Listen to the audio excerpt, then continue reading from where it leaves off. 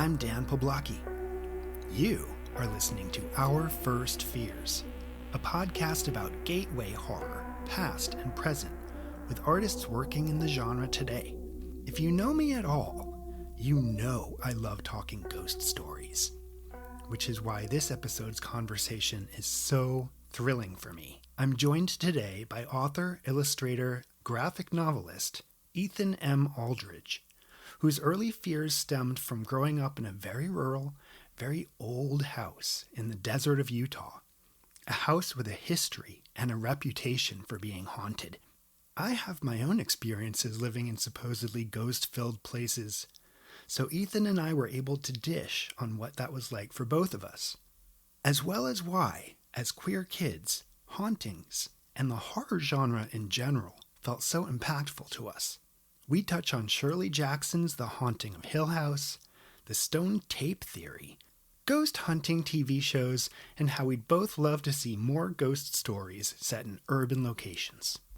Ethan M. Aldridge is the best-selling author and illustrator of graphic novels The Estranged duology and The Legend of Brightblade, as well as the brand new prose novel Deephaven, which I adored, and I'm sure you will too.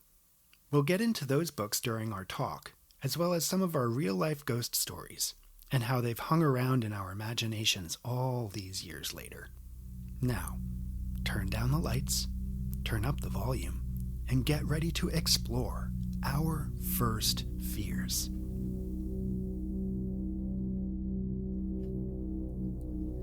Hello, Ethan. Hi, good to be here. I'm so happy you agreed to come on and chat about your first fears with me. I'm so excited to be here. It's the topic I love chatting about. Yes, ghosts and haunted houses and our own experiences with them. Do you mind giving us a brief intro about yourself, your work, and maybe a little bit about your relationship to the horror genre? Sure. So I am a writer, a graphic novelist, a cartoonist. Up to this point in my career, I've mostly published graphic novels that I've written and illustrated. I'm probably best known for the Estranged duology, which is like a dark urban fantasy collection of stories about two changeling brothers in kind of a subterranean urban fairy tale environment. I also wrote and illustrated The Legend of Brightblade, which is a nice sort of lighthearted cross-country fantasy adventure. And now I'm telling scary stories to kids for a living. My newest book is Deephaven, which is a gothic mystery novel and the first in a series. And then I've been putting out short horror stories for young readers, just independently published. Ooh, I as far as didn't my know relationship that. to the horror cool. genre, it's been fun to kind of play with a shorter format and put stories out there for free, just for people to read. Yeah. It's been fun to experiment with. Yeah, nice. And I'm sorry, I interrupted your last part. Yeah, I was just saying, my relationship to the horror genre is one that's gone back. I think a lot of people who are into horror professionally have been into it for a long time, and that's definitely true with me. I grew up on horror stories. My mom is a big ghost story and gothic story fanatic. She loves them. And it was very much the kinds of stories that I was raised on. I was first introduced to John Belair's gothic mystery novels for kids because my mom picked up The Mansion in the Mist as a bedtime story when I was like 6 or 7. Nice. And it's kind of just gone from there. I love that, 6 or 7. Yeah, that's pretty young for the Bel Air's creepiness. Yeah, it was I definitely remember having some nightmares from it, but that's kind of the point of them, and I was hooked on it from there. And of course, like growing, I was definitely part of the generation that was during the peak like Goosebumps boom, where you could, for very little money, get a subscription so that you got like the 2 Goosebumps books a year to your house or whatever. A good time to be growing up as a spooky kid. That's awesome. I was just a little bit older, probably just a little bit older than you, and I had aged out of the Goosebumps stuff just before it sort of hit really big. But I was familiar with R.L. Stine from Fear Street and some of his other point horror stuff from Scholastic.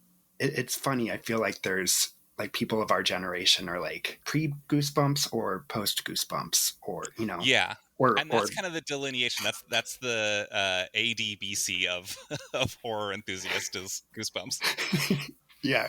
There's been so many great horror authors, especially from the kind of 80s up to the late 90s. And obviously we have a great new crop. Now there's kind of being this big boom, but you had Stein, you had Bellairs, you had Christopher Pike. One that never really got as big as I wanted it to in the US was Chris Priestley. Did you ever read any of his books? Oh yeah, did he do the Uncle So and So's Uncle Tales of Terror? Montague's Yeah, Tales of Terror. Yes, yeah, yeah. some of my I was a little too old for them when they came out in the U.S., but I still read children's books recreationally. It's what I do for a living. So Me too. who cares? And honestly, one of my favorite short story collections of horror, just period, not even just for children, just a really great set of stories. I'll have to go back and revisit that because I do remember like picking it up when they first came out and really enjoying those.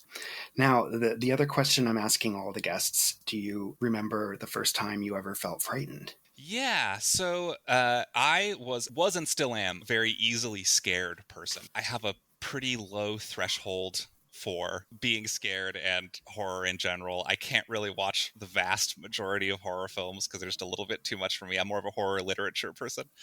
But the first time I can remember being really scared, like really terrified, was I'm going to date myself with this. I want to say I was maybe 5 or 6, maybe younger. I can actually Google the date. I would have been 5 when this happened. My family went to go see Jumanji in the theaters. We had read the picture book and loved the picture book. And I don't know how well you remember it's Robin Williams, right? Who's in Jumanji? Is Yeah, that right? yep.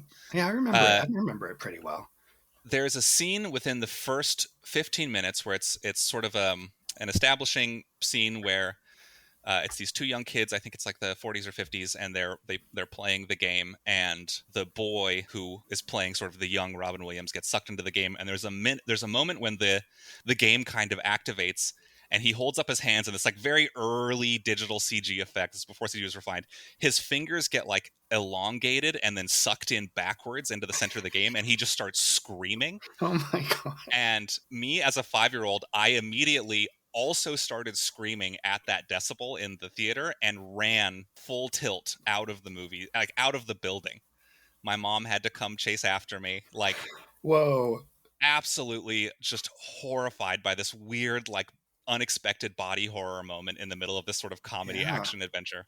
They And probably didn't even anticipate that it would be body horror to anybody. But no, yeah, it was just kind of like a cool effect. Like, the rest of that scene goes on and his whole body kind of gets elongated and swirled down into the game. It was just that first moment where he's looking at his fingers being distorted, and just the way that young actor deserves so much praise because he really sells how terrifying that would be. yeah. It scared me so badly that I love that film. I'm a big fan of that film and the practical effects and the actors. And I watched it, I don't know how many times. We bought it for home video.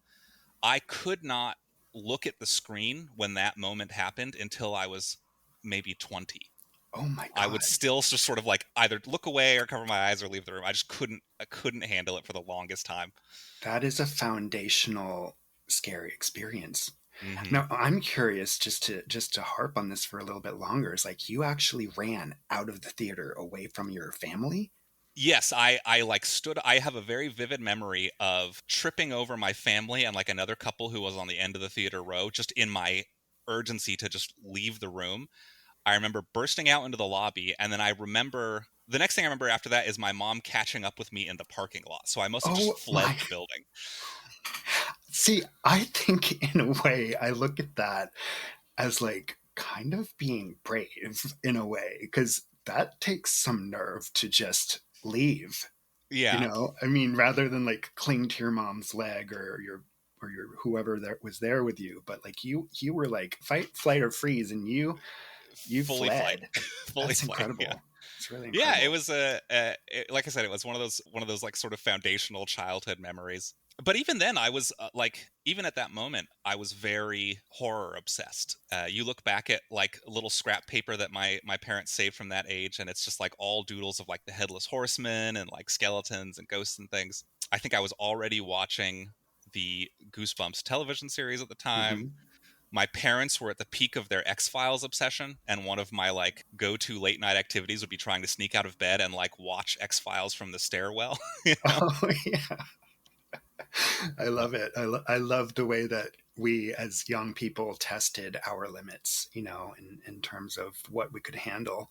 And it's funny that the conversation, the topic that you chose today, ghosts and sort of growing up in possibly haunted places. I had very similar experiences when I was a preteen and teen. Our limits were being tested from outside, in these experiences. So I guess I want to start with a question for you, and that is, what is a haunting? How would you describe that? Oh, what a good question. I am someone who thinks of himself as kind of agnostic about hauntings. I wouldn't go as far as to say I don't believe in them, and I think in the abstract I do believe in ghosts, but I wouldn't say I'm like terribly compelled by like ghost hunting shows and Yeah, like same. EVP and like these sort of pseudo scientific tools. I don't if hauntings are a thing, that's almost certainly not how they work, on electromagnetic waves or whatever. It's hard to say. I think on the one hand, I am someone who very much believes in ghosts and hauntings the way the writer and filmmaker Mike Flanagan seems to believe in them, which is just sort of these really powerful echoes of your own past regrets or the regrets of a community. And that I think that can be a very real haunting, a way that can manifest in a way that can become very physical. I don't know that it's anything you could capture on a video camera or a mic or anything, but at the same time, the house I grew up in a very, very tiny rural town out in the middle of rural desert Utah. I definitely, when I was a kid, saw and heard a lot of really strange stuff that I had no personal relationship to. And that, like, Okay. as an adult now, I can mostly rationalize, but Mhm. not entirely. Yeah, so that sort of leads on to my next question, which was like the first time you became aware of the concept of a ghost. Not necessarily the first time that you might have felt something strange yourself, but like, when did it enter your consciousness as like an idea? Probably much earlier than we moved into this. The house, the haunted house in question, I moved into. I think I was 7 or 8 when my family moved there, and like I said, I have been a fan of at least the aesthetics of horror for as long as I can remember. I was definitely already reading or having read to me a lot of old ghost stories. This was like before I was old enough to read Goosebumps, but my older sister was a big Goosebumps fan, and so she would sort of relate the plots to me. She would just sort of explain the whole plot of whatever the current book was. And so I had definitely, just from pop culture, from shows Hmm. my parents were watching, from books I was reading, was familiar with the concept of ghosts. I don't know that it's hard to say looking back. I don't know that I understood ghosts as like the remnant of a living person Mm, per se. Like, I think I just thought of ghosts like the same way you think of like vampires or werewolves. They're just like exactly. this separate entity somewhere. Yeah. My experience with ghosts sort of also came from pop culture and thinking. I'm thinking back, like, I think early cartoons, Casper the Friendly Ghost, and there was a Disney Channel TV movie made, I think, called Mr. Boogedy. I don't know if you ever Oh saw yes, that. I did see that one. Yeah, that was great. Like That Mr. was Boogedy. terrifying. It was terrifying when I was a kid. I looked back at it recently when Disney Plus became a thing, and it was streaming on there for time. I'm not sure if it's still on there, but I was like, I was scared of this. Yeah. And then there was one more TV movie. It was like an ABC Saturday afternoon special called The Red Room Mystery. Oh, I don't know that one. That one really scared me. It was these two friends who sort of are invited into this old house in the middle of the night by this strange boy. They end up stuck in this red room in the upstairs of this mansion where weird things are happening, and I just remember that getting stuck in my head as one of the earliest times I'd heard of ghosts or thought about ghosts as dead people, like come back, or the echo of a memory or something like that. Yeah, and also for me, I'm not, we don't have to get into anything deep here, but I was raised Catholic, and the whole idea of the Holy Ghost was brought up like every Sunday at church as part of the Trinity. It was, it was very confusing. So Hmm. I think I was also sort of putting like linking that in my mind to the idea of ghosts. Well, Um, that's also an interesting point, is because I feel like people's relationship to the idea of ghosts and the supernatural is very dependent on the religious upbringing that they had. So I was also, like I said, I was raised in Central Utah. It's a very religious community. And so even if it's not a religion that talks about ghosts per se a lot, the idea of the supernatural intruding into everyday life is just sort of built into your understanding of the world. yeah, And I think it kind of primes you for certain things. yeah, exactly. And I think that definitely primed me. There was lots of stuff from my upbringing in terms of the church that sort of put some ideas in my head. And anyway, whatever. It can get pretty gothic sometimes, the Oh understanding yeah. of how all that works, like coming from church. Now I'm curious. I need to hear about your experience in this house, this haunted house. Like, when was the first time that you feel like you saw or felt anything and strange in that house? Yeah, so for a little bit of background on it, when my family moved there, we had moved from a small-ish city, kind of more north in Utah, to this very, very tiny little rural mountain valley town. To give you some like an idea of the town, it's it's always hard for me to describe it to people because when I was living there, I think the population topped out around 8 or 900 people. Oh wow, that's very Um, small. very small. It was it still is a 20 to 25-minute drive to the next nearest town. The town I grew up in was too small to legally require or be given a stoplight. And I remember when that next town over, the one that was a 20, 25-minute drive, when its population hit a point where they were legally required to have a stoplight, I remember there was a county-wide ribbon cutting ceremony for the stoplight that everyone turned Incredible. out to. There was a food festival. It was a whole thing. It's Uh, important. it was important. We were very excited about it. It meant the community was growing, but a tiny, tiny, tiny little town. The house was definitely a fixer-upper, as all good haunted houses are. It was a historic house. It was built sometime in the 1840s, I believe. Oh wow. I actually just recently was talking to my parents about this because I wanted to have the historical facts straight, and they did a bunch of research on it Oh recently, nice. which was very convenient for me. Thanks, Uh, parents. thanks, parents. But it was I knew some of this already because it was the kind of haunted house that had a reputation in the town. There were ghost stories attached to it that Oh I heard wow. sort of independently. So the house itself, this is stuff I learned a little bit after we moved in. House itself was originally a boarding house for a train station that used to exist there. It doesn't exist anymore. The tracks don't even exist anymore. It was just to bring down building supplies for the settlement that the Mormons at the time who had settled there were sort of building up.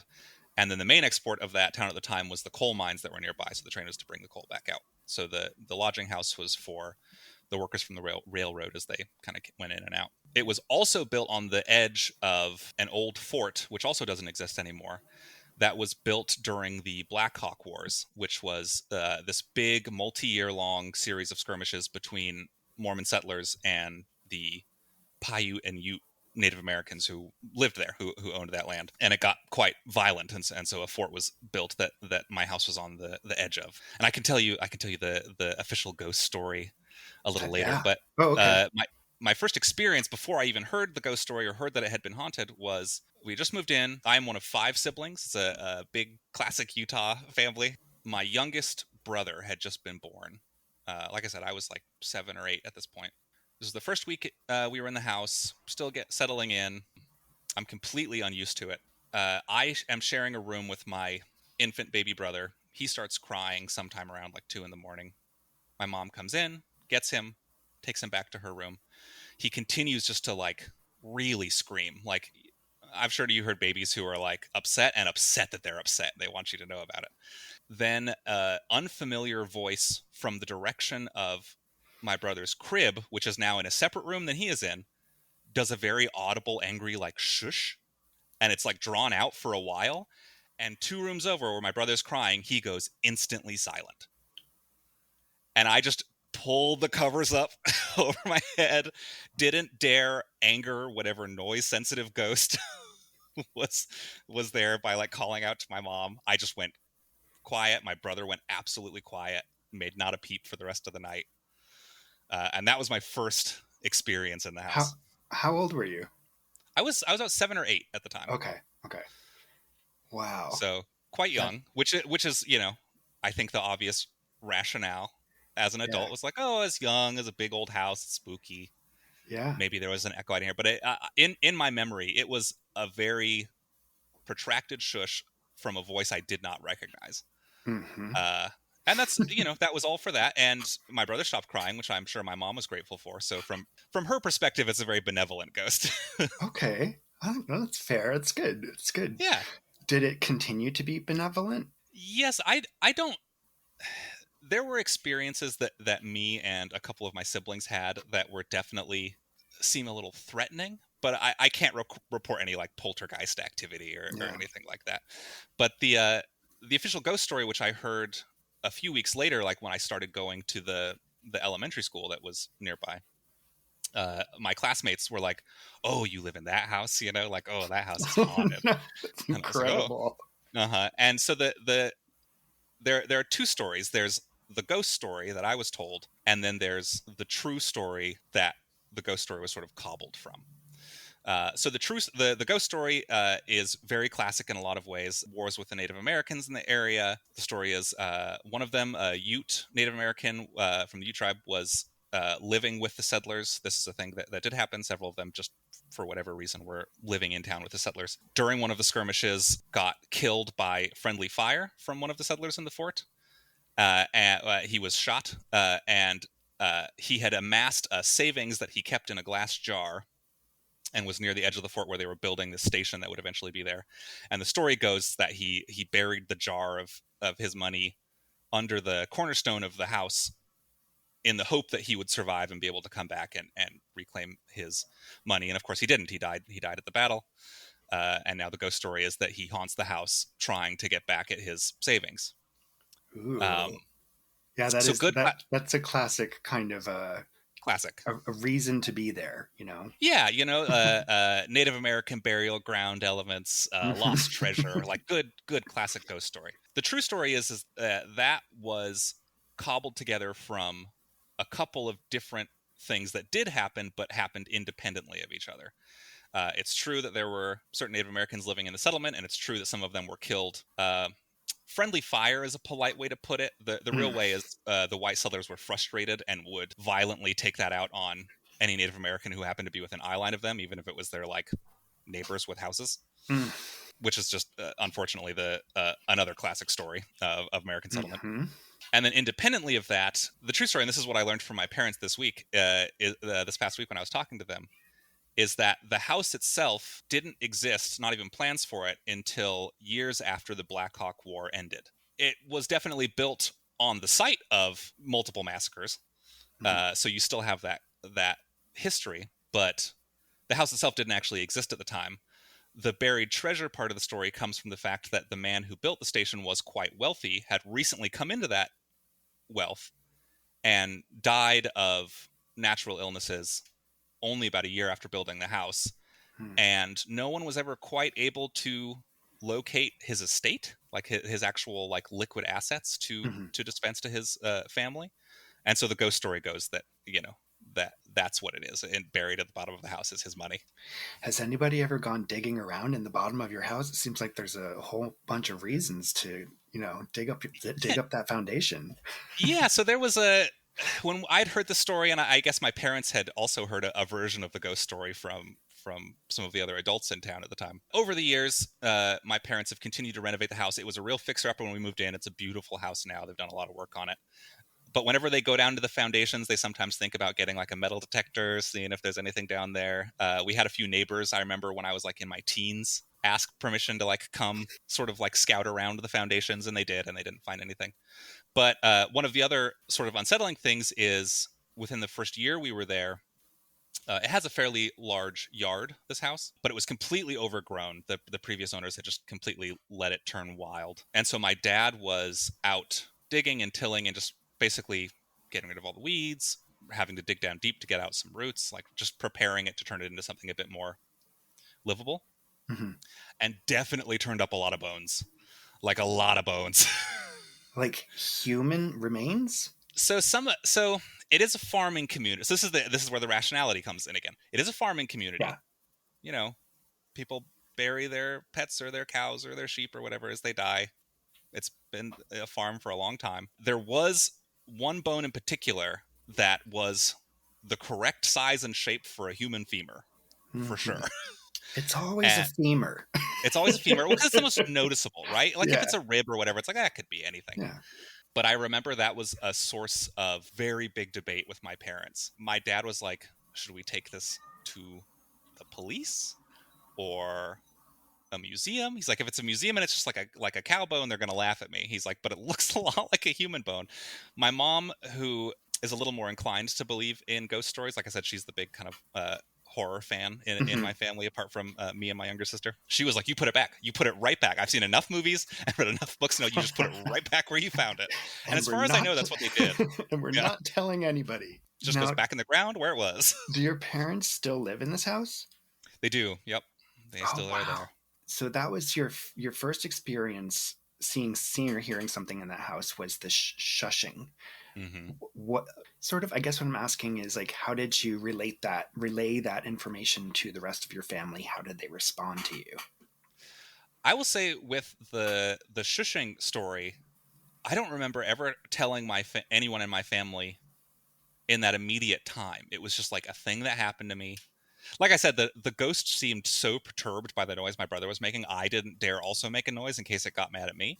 And so I just didn't talk about it. But other stuff happened over the years that either I did talk about or that happened with my siblings present. Okay. The most common one, and Did this one they kind of did relates. they did they agree with you that these things were going on, or were you the sort of pariah for thinking weird stuff? No, no, I don't. It's tricky when you're as young as we were. You know, the stuff.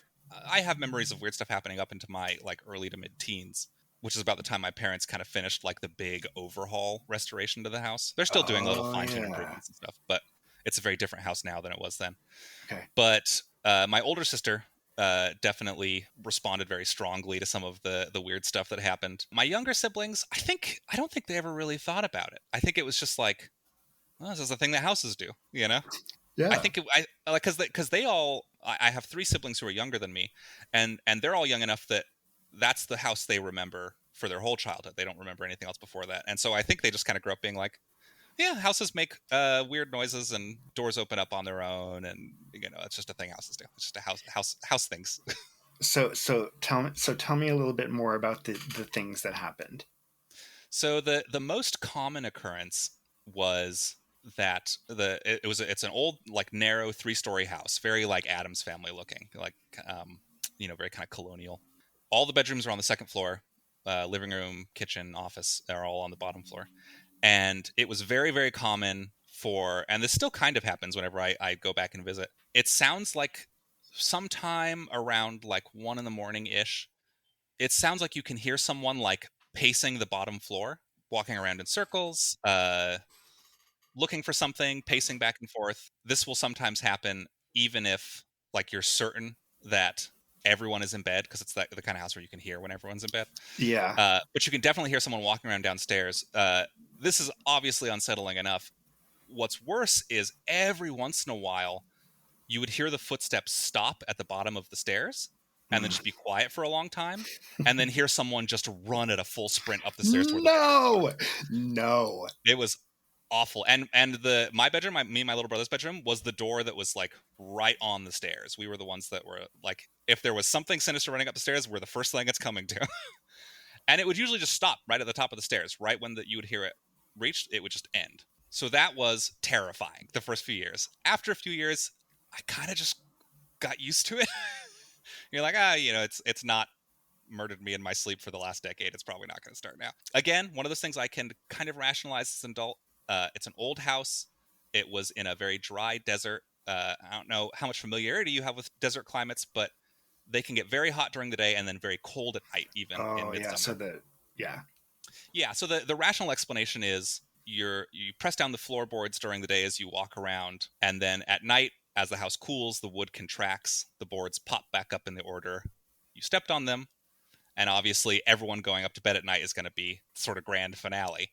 Yeah. That's the rational explanation. My dad, I've voiced that opinion to my dad once, and he's like, that's the thing that sounds made up. Because why would they pop back up in the same sequence? Why would that be how it works? Exactly. I like the way So your dad thinks, but yeah. I also have, a healthy skepticism too. You have to sort of to be able to live for years in places like this, because I don't know, like my experience was in a house that was not very old. I think I moved from Rhode Island to New Jersey when I was 11. It was in a suburban development. The house was built in the late 70s, I think 1978. And like, what reason would there be to have a haunting there? So I don't have any information like you do about the history of the house or the history of the area. All I know is that it used to be, the land just used to be farmland, just kind of like Poltergeist, Mm-hmm. not built on a graveyard or anything, but like a subdivision, like in Poltergeist. So Yeah. I kind of that movie scared me because I related to it. Oh, that movie. I was very close to all of my neighbors. It was a lovely place to live, but very similar experiences to what you described. Like, I'd be downstairs, I'd hear footsteps upstairs, I'd know I was alone in the house. The first thing that ever happened to me, and I tell this story when I do school and library visits, sort of to give kids the impression of where I've gotten a lot of my inspiration from. I was probably 12 years old, upstairs, brushing my teeth, getting ready for bed, looking in the mirror in front of the sink. The door behind me was open, a crack, so I could kind of like halfway see out into the hallway. I'm brushing my teeth and I see an eyeball come up to that crack in the door. Oh It's looking no. at me. Oh, that's the worst. But it didn't even cross my mind that I should be scared of that, because I have an older brother and I have a younger sister, and I was like, we were constantly teasing each other. I got it into my head that my brother was trying to scare me. So I grabbed the door and I swung it open, and expecting him to be there, and I was going to try and scare him, but he Oh, wasn't there. And I looked out in the hallway, he wasn't there, and he wasn't in his bedroom, and there was nobody upstairs. And I walked downstairs and found my mom in the family room, and she let me know that we were the only ones in the house. My brother and sister were out with my dad somewhere or something. And it was like, that was the first time I like sort of was like questioning my reality. I was like, I know my mom definitely would never have tried to scare me like that, but there was nobody else in the house. And so right. the reason I asked you earlier if you were alone in thinking that something strange was happening in your house, was because like for a long time, like, I was the one who was like, oh, Dan's seeing ghosts in the house. Mm, And of course, I was a very dramatic little kid, and I sure. loved Me too. telling stories about it. So, but over the years, like with all of the other things that would happen, like you said, like doors opening and closing by themselves or lights turning on and off, even stranger things, my family eventually sort of got on board with me that like there was definitely something very weird happening in that house. So Yeah, my whole family, like I said, when you grow up, especially in a religious background, it's really hard to say, "Oh, ghosts aren't real," because you believe so many things that it seems silly to discount one that's so universally believed in. yeah. And so you're at least like, "Ah, ghosts could be real." I just remember my whole family being kind of comfortable with the idea that the house had at least a 50-50 chance of being very haunted. And there was other stuff that like stuff that I didn't experience that my siblings did. My older sister was stalked is a strong word, but had reoccurring encounters with a thing she called the Jingling Key Man, Oh uh, no. which is just an extremely tall person. She's only kind of caught glimpses of him like out in the hall, so it's like very shadowy, like at night. But he has a key ring which she can't see. He's walking through the house and trying all the doors with. It's odd because our bedroom doors didn't have locks. They had like cute little antique like skeleton keyholes that weren't Oh yeah. functional. They were just kind of for the aesthetic. On and off for a couple years, she would see or hear this person like going around to every door in the house, taking out his big jingly keyring and trying the door. And sometimes she would tell us after the fact. Sometimes we would all wake up because she would start screaming. It was one where she always kind of got bad vibes from it. It was always very alarming for her. But again, nothing like overtly sinister happened. It was just this person who was trying to get in any of the rooms that were all open anyway. Well, that kind of harkens back to the idea of, some people believing in spirits that aren't necessarily conscious or whatever. It could just be like an echo or a memory of something. So, there's what no is that? reason to... The stone tape theory. Do you know this one? No, I don't know what that is. The stone tape theory is a very common. I don't want to offend any of our ghost hunting listeners. I don't want to say pseudoscientific. It's a little pseudoscientific, but I forget who originated it. But the theory is that strong emotional or historical events put out an energy.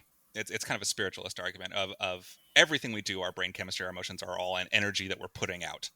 And sometimes if it's big enough or dramatic enough or violent enough, that energy can embed itself into natural matter, like clay beneath your house or stone or interesting, whatever. And that hauntings are just occasionally when the natural foundations of a place, the stone or the clay or whatever, are simply releasing that imprinted energy back out into the atmosphere, like a stone tape. It's not even it's not conscious in any way. It's just a recording that's playing. There's been a few movies that kind of play with this idea. Crimson Peak kind of roughly is based on the stone tape theory. It's just kind of just one of those haunting theories that I always thought about when I heard about it. I was like, oh, that's whatever my house is. Okay, and so the jingling key man. The jingling key man that your sister saw, like if she's telling you these stories and you're hearing these footsteps and all of this stuff, I can totally see the connection between these things and the way that you're writing about some very scary things that happen in your new book, Deephaven.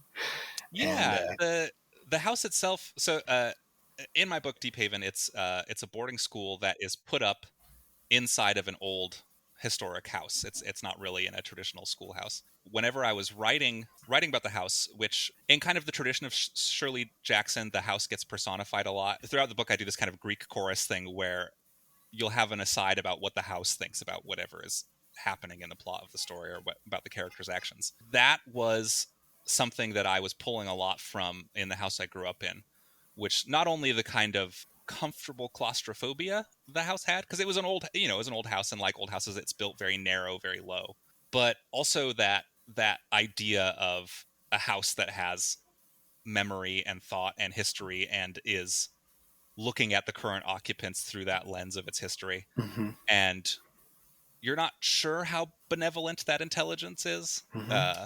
It feels mothering, but whether it's like kind of a smothering kind of love, you're not really sure yet. Yeah, it's a scary idea because if a place can have all of those sort of human elements to it, like what you just said, like could it also have intentions, Mm-hmm. and are they good or are they bad? And I think that's often used in ghost story literature, movies, any kind of media, to sort of play with expectations. I just saw a play on Broadway called Grey House. Did you see ads for that? I haven't seen it yet, but I want to. I think it might have just closed, but it was with Laurie Metcalf and Tatiana Maslany, and I just really loved what the playwright was doing with it.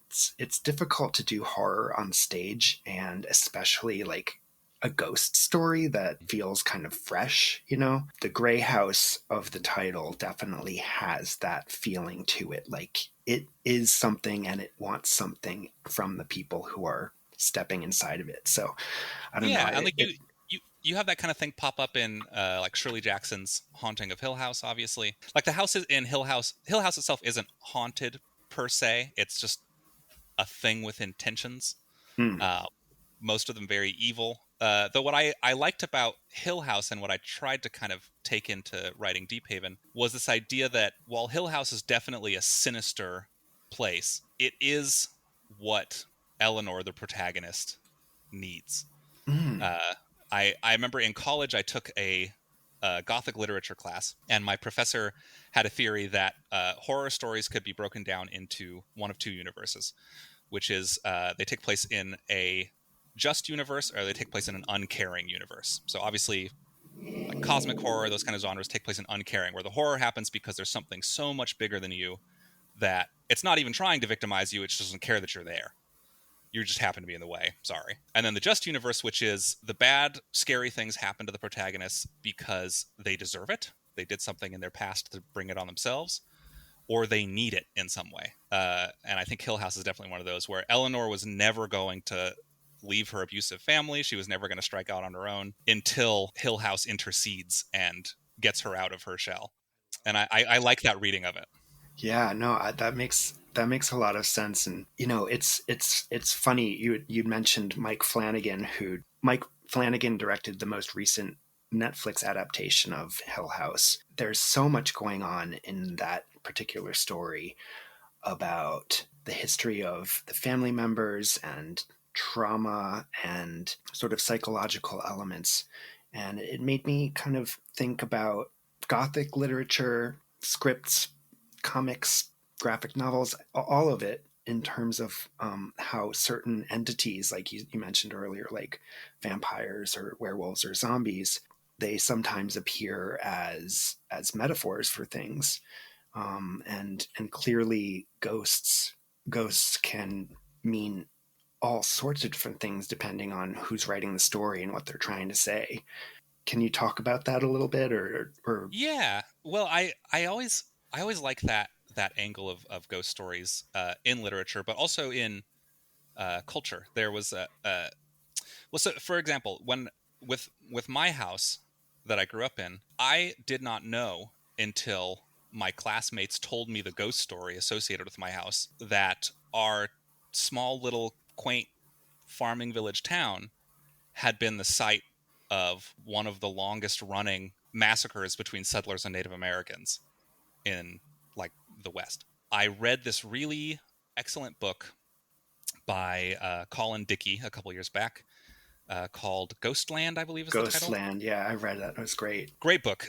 His thesis in the book is basically an examination of the United States in particular's interest and obsession with ghosts and hauntings and haunted locations. It's a whole cottage industry. We have ghost hunting streaming shows, ghost tours, whatever.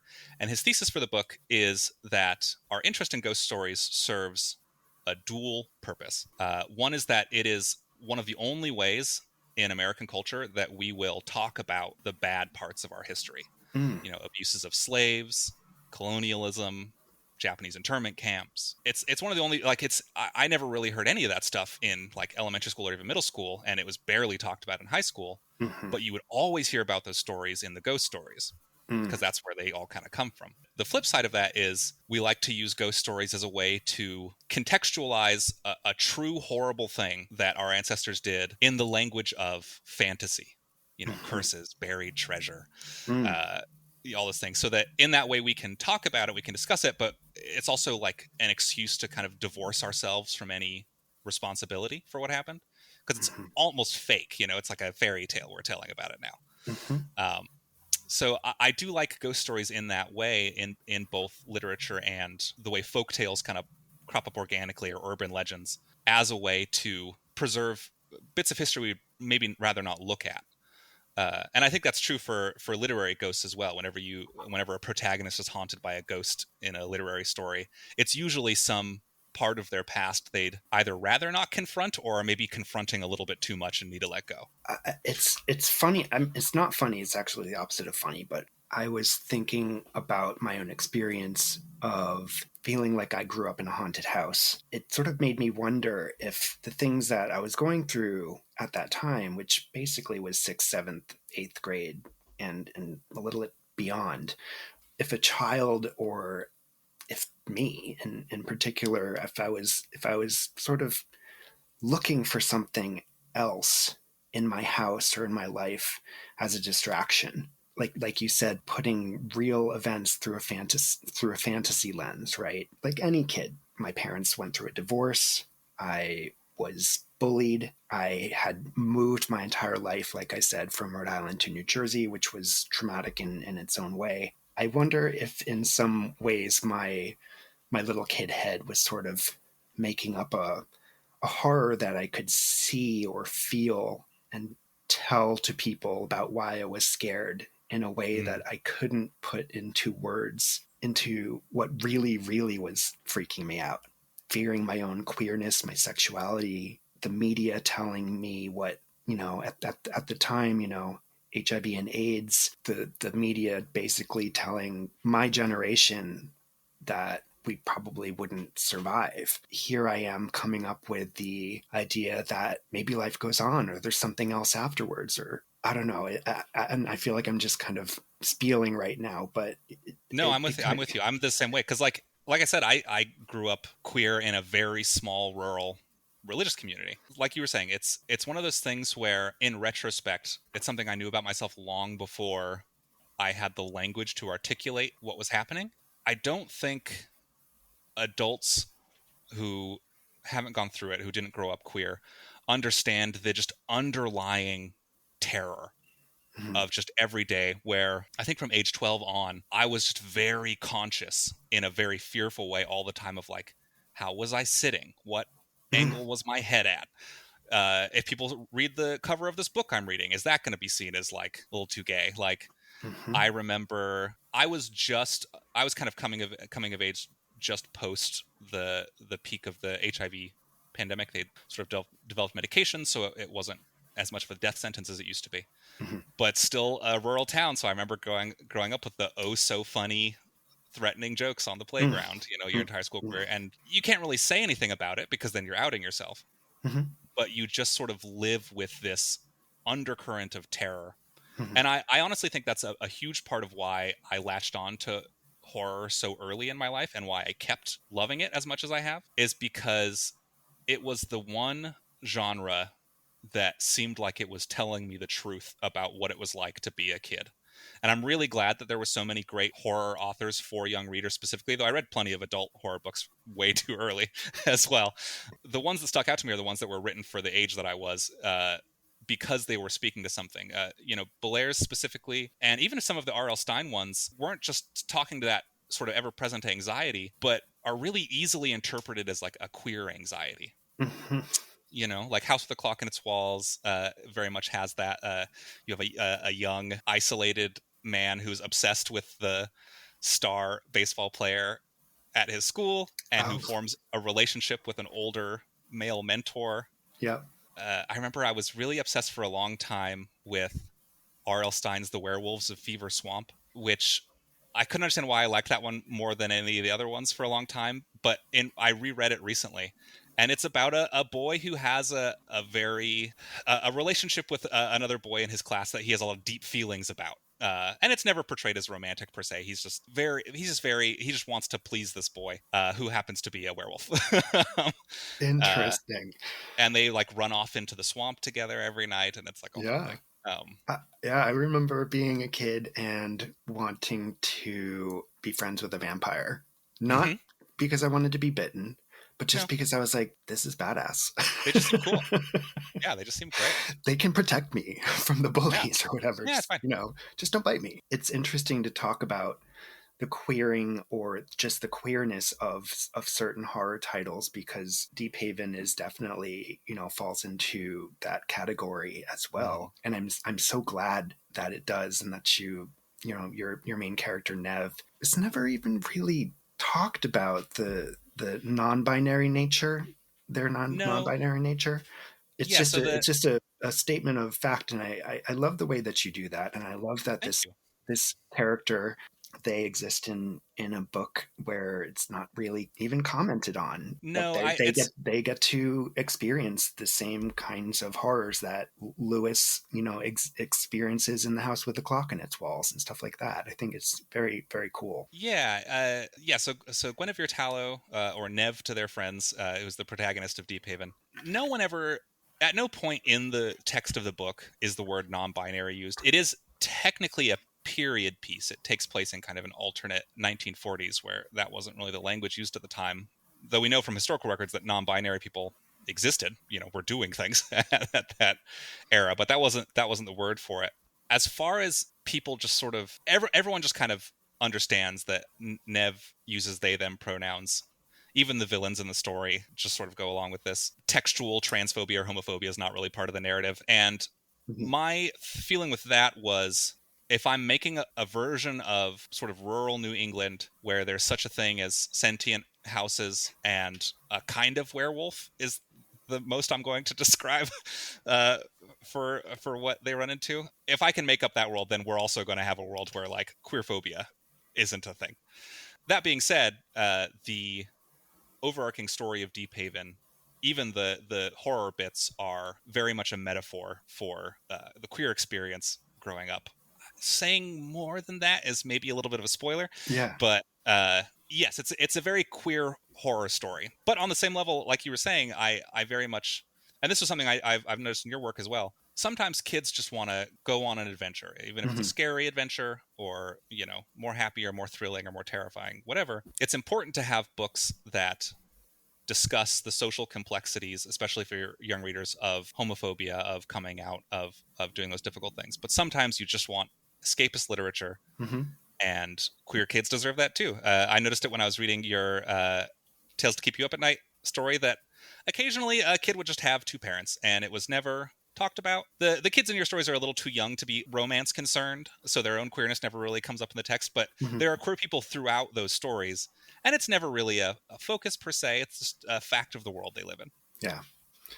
So that's what I'm connecting with here with Deephaven, and just appreciating that queer people exist, and it doesn't have to be the book is about this. It's just, let's go on an adventure and be ourselves, and let's get scared and be ourselves, and all that stuff. It's a really odd time to be a writer for children, and especially a queer writer, as I'm sure you know, where we're sort of existing at this resurgence, this really rabid resurgence of book bans. At the same time, there is such a great variety of queer literature for young readers on offer, where you have those books that really dig into the complicated sociology and community impacts of queerness, that really get into it in a way that I think is really interesting and honest.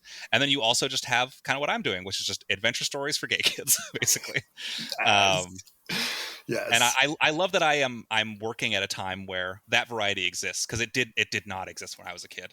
Yeah, exactly. I think the first time, I'm trying to remember the first time I encountered a queer person, even in media, not even in real life. I think it was, I was like 17 or something before I ever saw that even just depicted. I'm trying to think back for myself, and I can't remember the first time.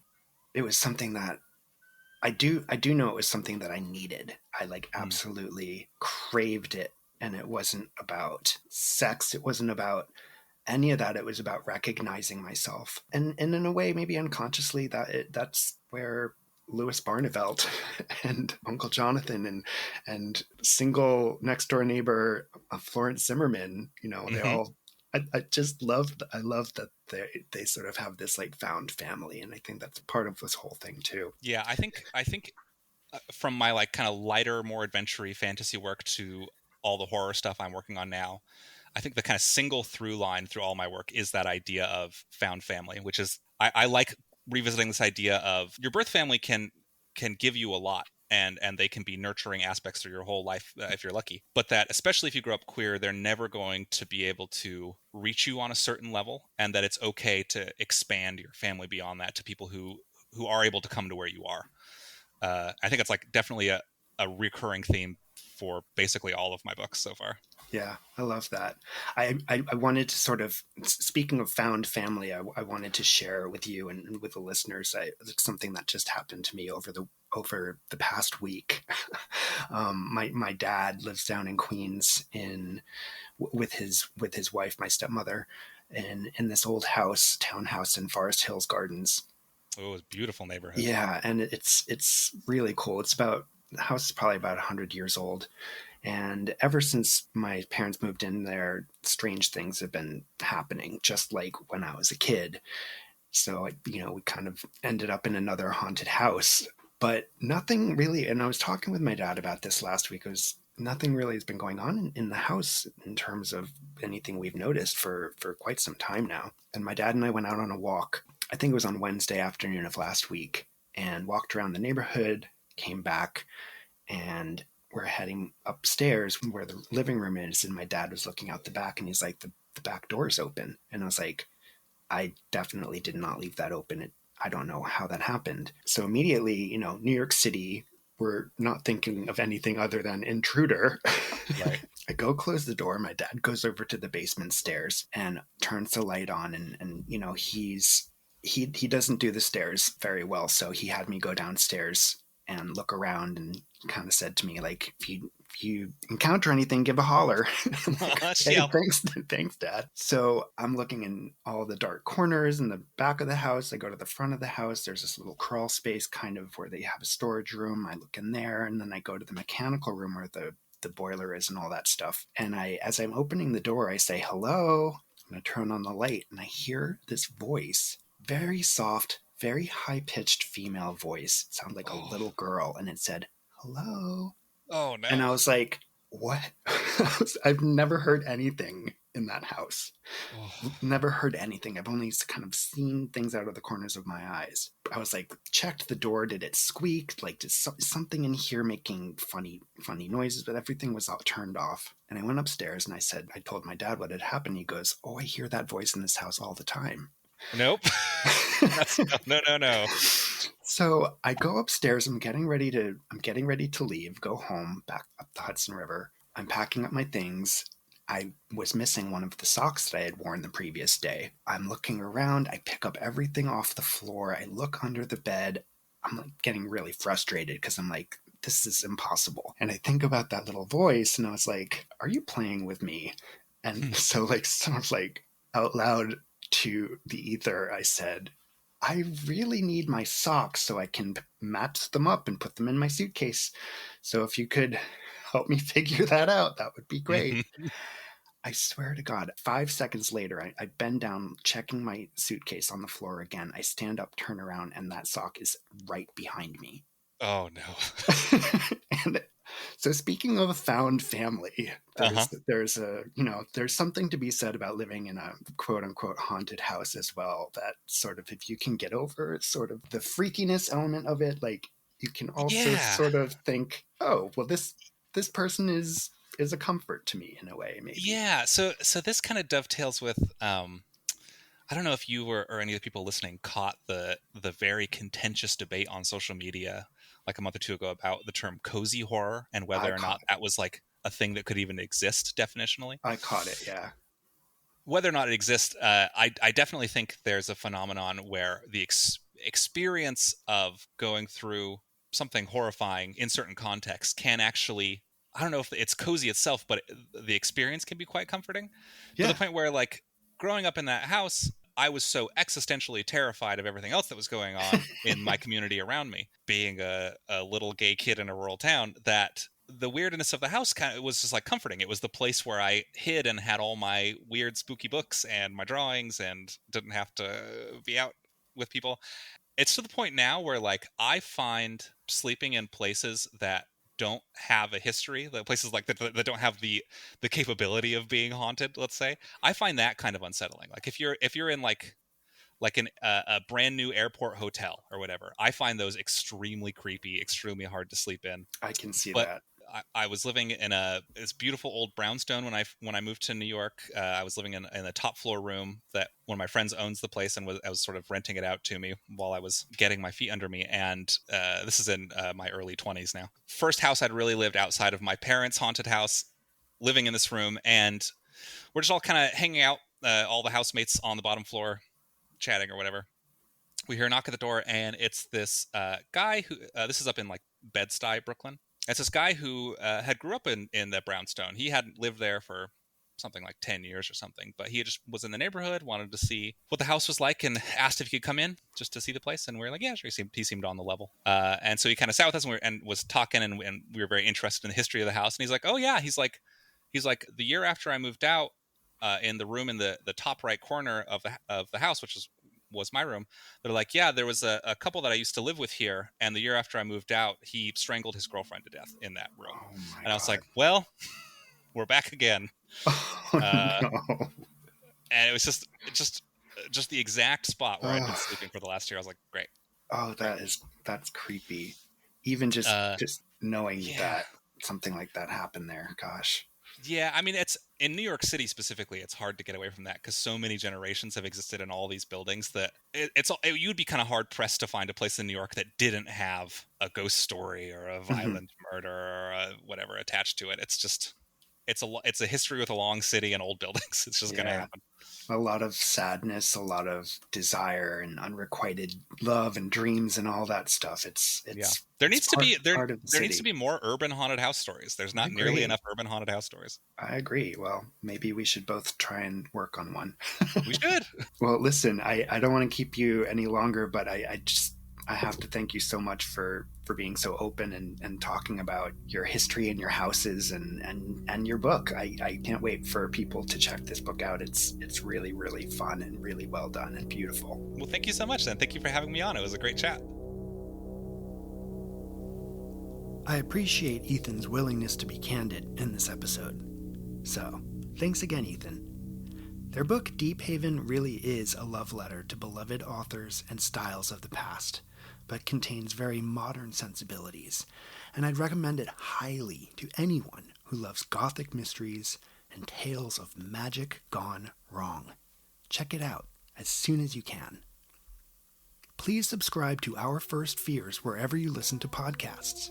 And, if you'd like, you can follow our social media at Our First Fears, one word, on the site formerly known as Twitter, as well as on Instagram. You can also reach out at ourfirstfears@gmail.com.